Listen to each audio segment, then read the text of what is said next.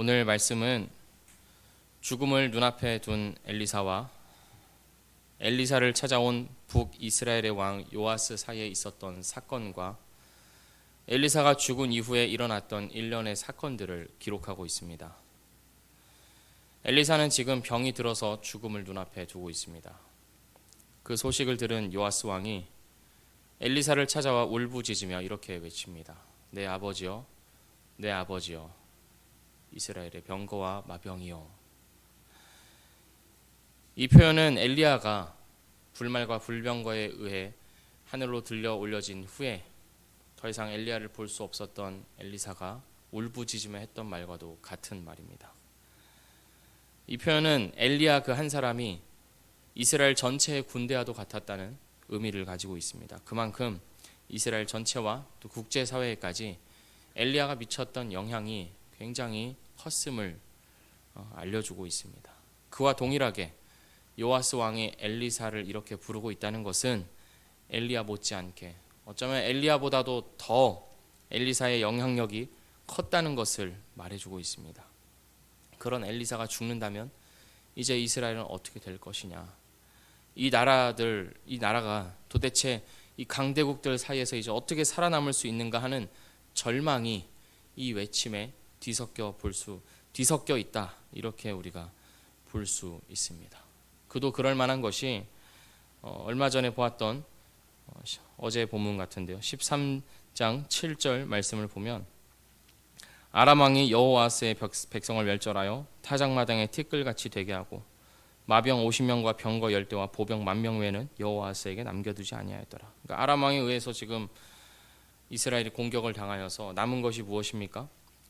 마병 50, 병거 10대, 보병 10,000명 뿐이었습니다. 그러니까 이스라엘의 병거와 마병은 이미 다 사라지고 만 것입니다. 그 중에 남아 있었던 것이라고는 하나님의 뜻으로 나라를 이끌어 가고 있었던 엘리사 한 사람이었는데 이제 그도 병이 들어서 죽게 되었으니 이 요아스 왕의 마음이 이렇게 비참할 만합니다.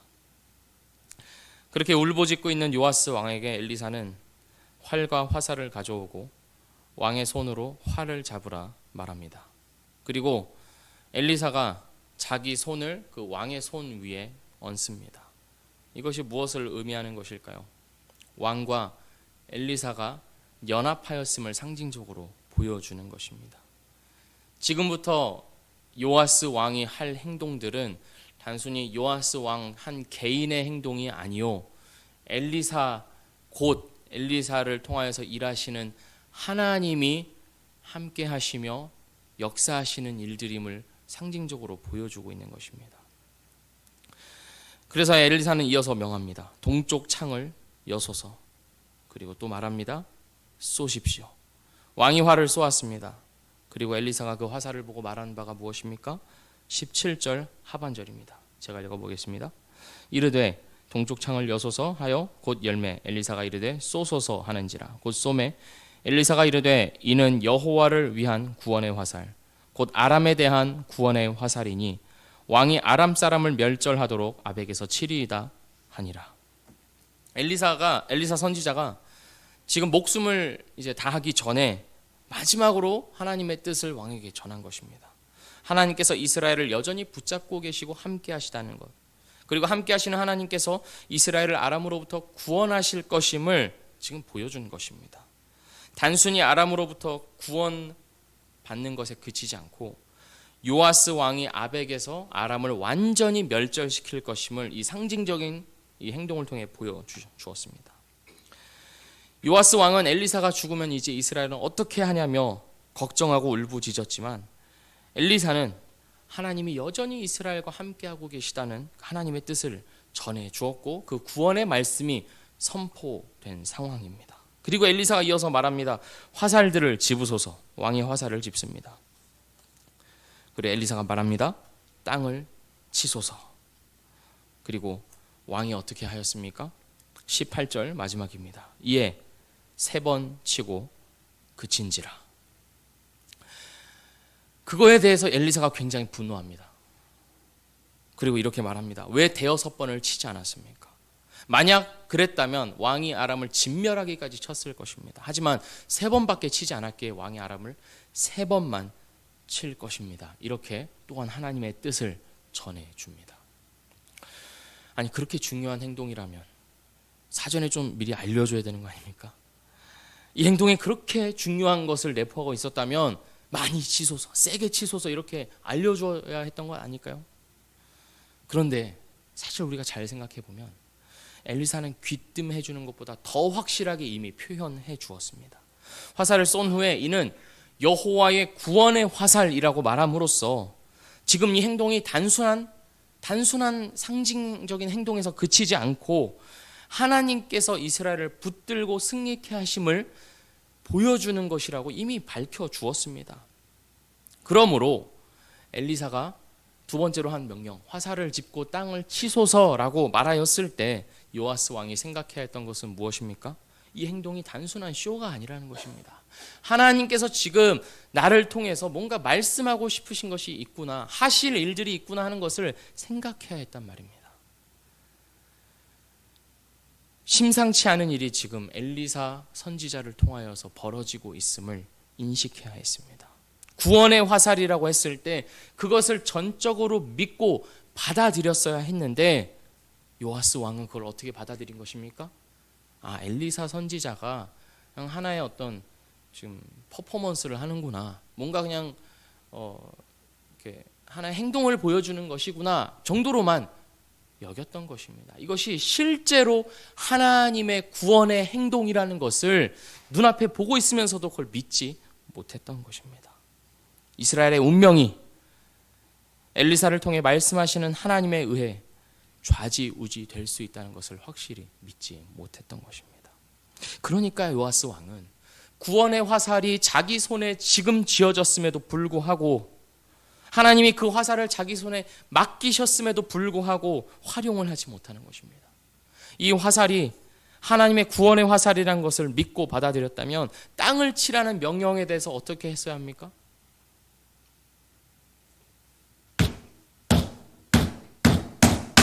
이렇게 하듯이 완전히 박멸시키도록 내리쳤어야 했던 것입니다. 근데 그저 이 화살이 어떤 화살인지도 인식하지 못하고 하나님이 지금 이스라엘을 구원하시려는 것을 믿지도 못했기 때문에 그저 치라는 명령에 대해서 치라고는 하니까 어쩔 줄 몰라 한 채 어색해하면서 그저 그렇게 하나님의 뜻을 소홀히 여겼던 것입니다. 그에 대해서 이 엘리사가 가슴이 아파서 너무나도 속상해서 완전히 멸하지는 못할 것이라는 가슴 아픈 예언을 합니다. 왜 하나님은 이 요아스 왕이 땅을 어떻게 치는지에 따라 이스라엘의 명운이 달라지게 하셨을까요? 도대체 하나님께서 이 장면을 통하여서 엘리사 선지자를 통해서 의도하신 바가 무엇이었을까요? 제가 이 대목을 두고 생각해 봤을 때 하나님은 요아스 왕이 자신과 같은 마음이기를 바라셨던 것 같습니다. 이스라엘을 괴롭게 하는 이 아람, 대적을 향한 하나님의 마음이 무엇입니까? 분노와 또 열심입니다. 자기 자식을 괴롭게 하는 자들에 대하여서 자식들보다 부모가 더 분노하듯이 말입니다. 그러니까 하나님은 요아스 왕이 하나님의 마음으로 아람에 대하여서 분노하며 그들을 진멸하기까지 치기를 원하는 그런 하나님의 열심과 같은 열심을 품기를 원하셨던 것입니다. 그것을 기대하셨고 또 그런 열심을 보이는 요아스 왕과 함께하기를 원하셨지만 요아스 왕은 전혀 그런 하나님과 같은 마음을 품지 못하고 있었습니다. 그래서 이 대목에서 가장 슬퍼하셨던 것은 하나님이었을 것입니다. 하나님이 지금까지 이스라엘의 역사를 그들의 그 극심한 불순종에도 불구하고 함께해 오시고 붙들어 오시고 인도해 오시고 심지어는 이제 그들을 구원하실 것이라 선포하기까지 하셨는데 그 하나님과는 달리 전혀 그 하나님의 역사와 구원에 대하여서는 관심을 갖지 못하는 이 요아스 왕, 이스라엘에 대하여서 너무나도 속상하셨던 것입니다. 이것이 참으로 놀라운 대목입니다. 하나님은 이 인간의 결정과 함께 자신의 역사들을 이끌어 가십니다. 인간의 손에 하나님의 역사가 맡겨져 있는 것은 아니지만 인간의 결정과 또 인간의 그러한 일련의 일들을 통하여서 하나님은 자신의 역사들을 이어가고 계십니다. 함께 그 역사를 써 내려가고자 하시는 것입니다. 인간이 뭐길래 말입니다.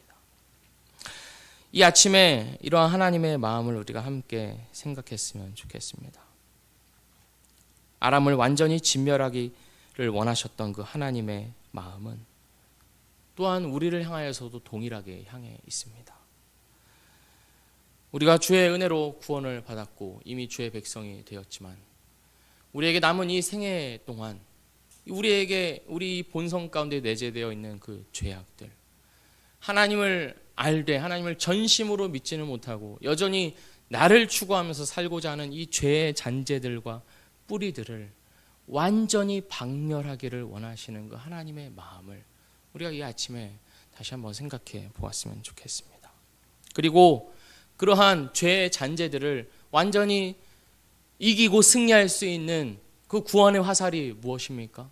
바로 우리에게 더하여 준 그리스도입니다. 이미 우리에게 허락된 그 승리의 열쇠는 그리스도입니다.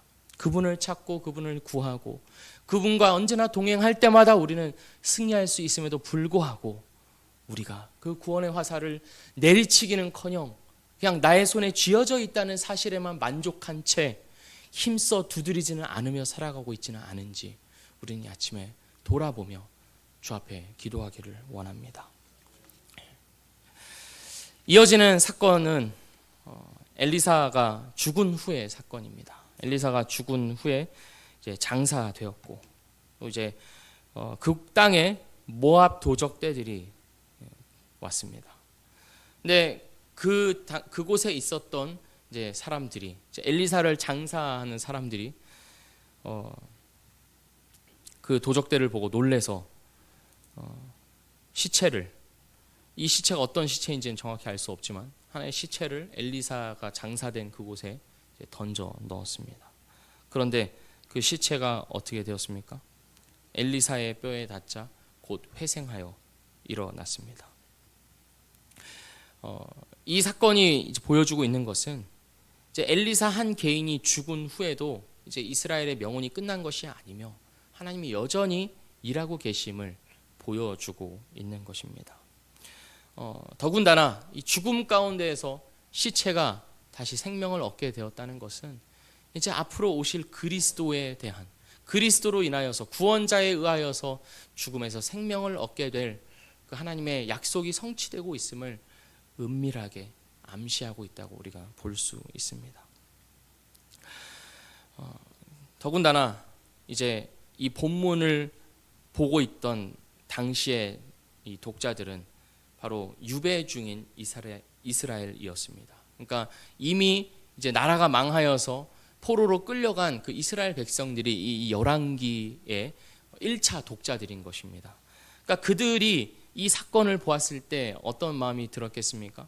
지금 자신들은 완전히 망해버려서 나라가 없어져서 모든 것이 끝난 것처럼 이제 있는데 그럼에도 불구하고 그 가운데 죽음 가운데 생명이 일어남을 보여줌으로써 그들은 하나님의 이 음성을 그렇게 받아들였을 것입니다. 우리들은 끝나지 않았다. 하나님이 여전히 이 망한 우리들 가운데에도 일하고 계시며 죽음 가운데서 생명을 일으키는 그 놀라운 일들을 행하고 계신다 하면서 희망을 가졌을 것입니다. 그리고 우리는 이미 하나님께서 그 약속을 그리스도를 통하여서 행하시고 또 이루어 오셨음을 이미 확인하는 자리에 와 있습니다.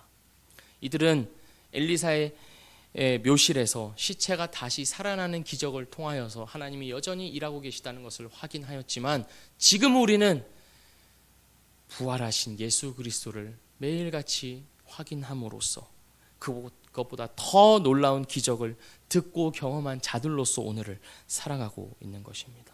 우리는 예수의 생명으로 다시 산 자들이며 그렇기에 우리는 이 생명으로 오늘을 살아가야 합니다. 엘리사의 시체에 닿자마자 생명이 일어난 것처럼 우리는 그리스도로 인하여서 그분의 말씀으로 되살아나고 소생하고 생명을 누리게 됩니다.